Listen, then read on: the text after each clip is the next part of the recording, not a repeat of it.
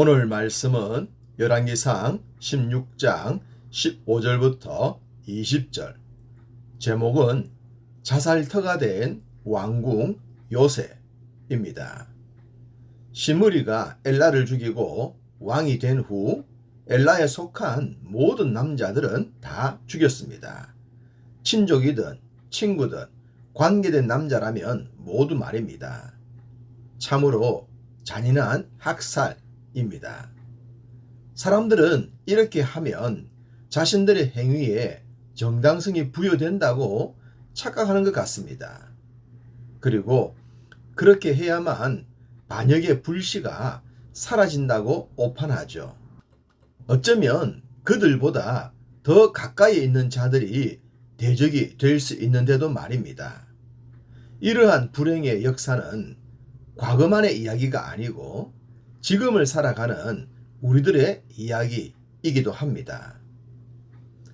엘라가 왕이 된 후 2년 만에 시므리에 의해 죽임을 당했습니다. 그런데 더 놀라운 것은 시므리의 왕위는 엘라보다 훨씬 더 짧았다는 겁니다.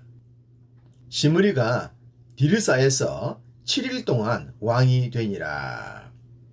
7년도 아니고 7달도 아니고 7일이라니 처음 성경을 보았을 땐 믿어지지 않았습니다.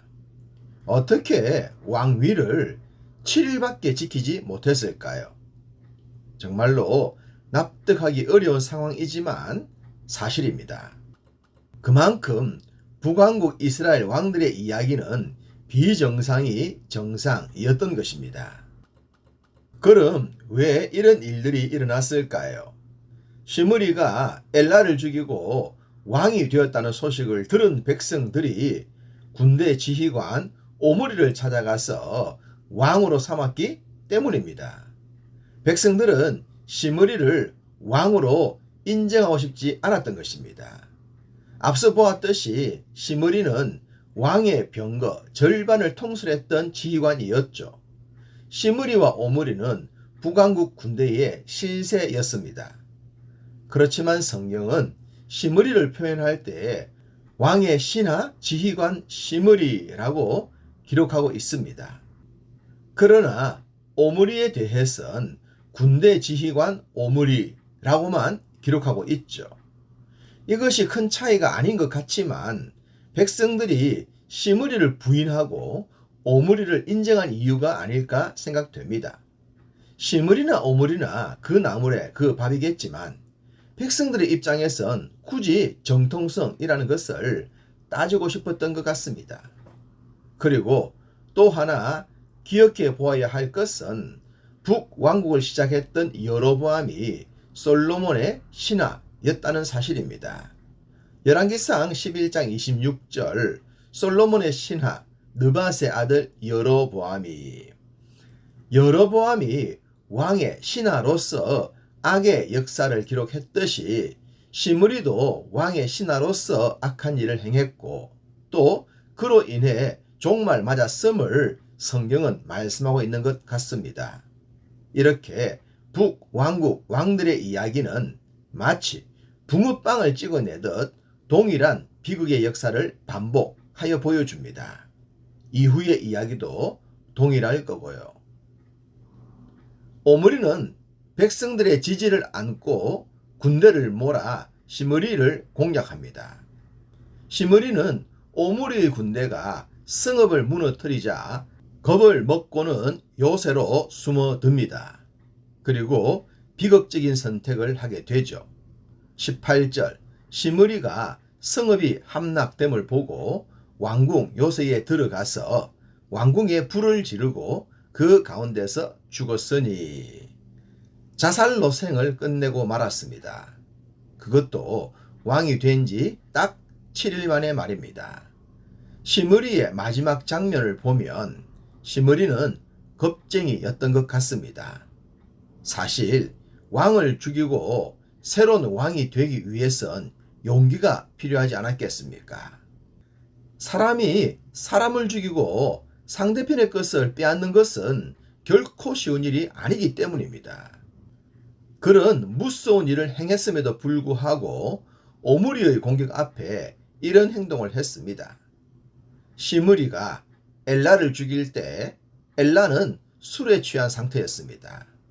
즉, 술 취했을 때에 죽였으니 그것도 비겁한 것이며 겁쟁이라는 겁니다. 또한 자살로 인생을 끝냈으니 진짜 용기라고는 찾아볼 수 없는 겁쟁이였다고 하겠습니다. 시므리가 마지막 죽음을 선택한 곳은 왕궁 요새였습니다. 왕궁의 요새란 이 세상에서 가장 안전한 곳이라고 하겠습니다. 그 어떤 곳보다도 안전하고 난공불락의 요새라고 할 수 있습니다. 그런데 그렇게 안전한 곳이 시므리의 목숨을 살려주지 못했습니다. 이 세상의 요새는 결국 장망성임을 증명해 주는 것 같습니다. 피난처 있으니 환난을 당한 자 이리 오라.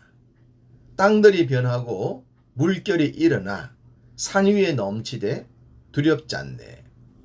이 찬양의 고백은 세상에 요새가 주지 않습니다. 영원한 피난처가 되시고 영원한 요새가 되시는 우리 아버지 하나님의 품인 줄로 믿습니다. 이 품을 사모하고 오늘도 이 품 속에서 따뜻한 하루 되시기를 소망합니다. 성경은 시므리의 죽음을 여로보암의 길로 행한 결과라고 하십니다. 그래서 오므리에 의해 제거가 되죠.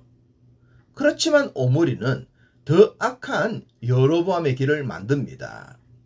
악으로 악을 제거한 후에 다시 악을 행하는 반복을 보여줍니다. 이후에 보게 될 오므리 왕조, 소위 아합이 등장하는 그 악한 역사의 시작이 오므리에 의해 시작되기 때문입니다.